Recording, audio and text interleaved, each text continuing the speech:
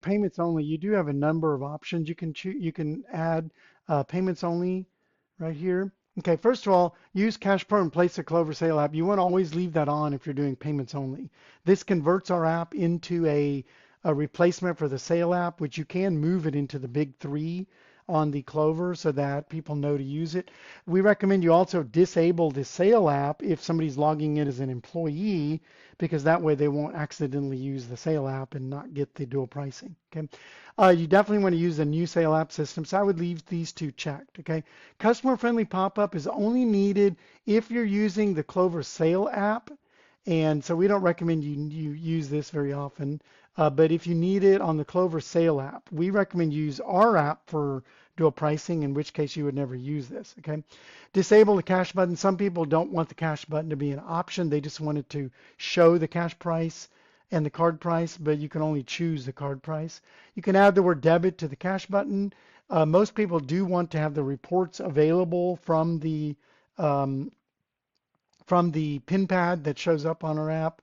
You almost always want to split buttons top and bottom. Okay, so I would leave that checked.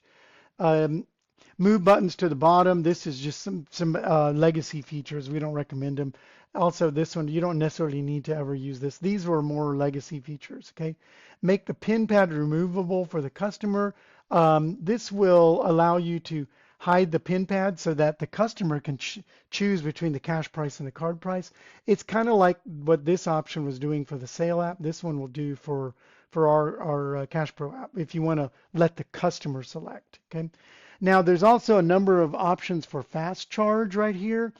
Fast charge lets you have a separate button that when you press it, it charges the card price, but it goes directly to asking for card payment. Normally, this is automatically added, so you have two options, but if you don't want it, you can uncheck it. Alternate payment receipt is useful. If you're trying to get the signature on the receipt and you use fast charge, there's a Clover issue where you'll get too many receipts printing out. This will use the alternate payment receipt, so you only get one receipt coming out. Okay. You do want to support split payments usually, but if they're never using them, then you could uncheck this. Auto print the receipt. If you don't use this on fast charge, we'll ask for a merchant copy or a merchant and customer copy. But if you choose this, we'll just automatically print the receipt.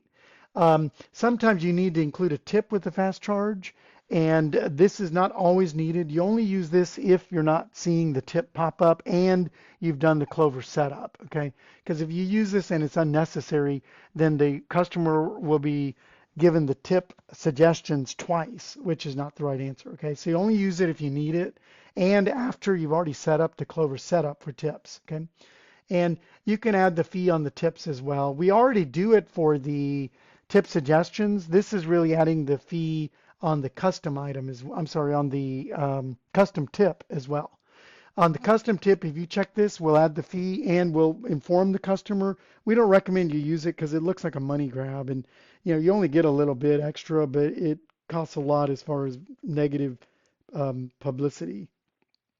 On the receipts, you can include cash card payment, cash card prices, the You Save moniker, show the tax. If you're using payments only doesn't support tax. So this is a way that you swipe down from the notifications like this after you do a payment, and you'll see an option for print receipt right there. And you use that as an alternate payment receipt system, and you need it for payments only if you're also doing our taxing, which we have internal we can do. Okay. Remove the card price from the receipt, remove the barcode if you're seeing it. Okay. You would use items are taxed if you're using the Clover Essentials and you have a tax added. This will make sure that our app also adds those same taxes. Okay. Now, if you choose this, um, you can only use it if you're on the essentials or above, because Clover native payments won't include taxes for you. We can include it on payments natively, but you should talk to help@appheaven.us and ask us about it before you try that. Okay, but this will help if you're using essentials and you're wanting to tax on the app. Okay, Charity Plus, we recommend you talk to us. So it's a way of adding charity to payments only. Reverse mode will drop the price for it assumes you're entering the cash price and it'll drop the price for the card. I'm sorry, it assumes you're entering the card price and it'll drop the price for cash. Okay. And you can also request a purchase order on the payments only with this option. Okay.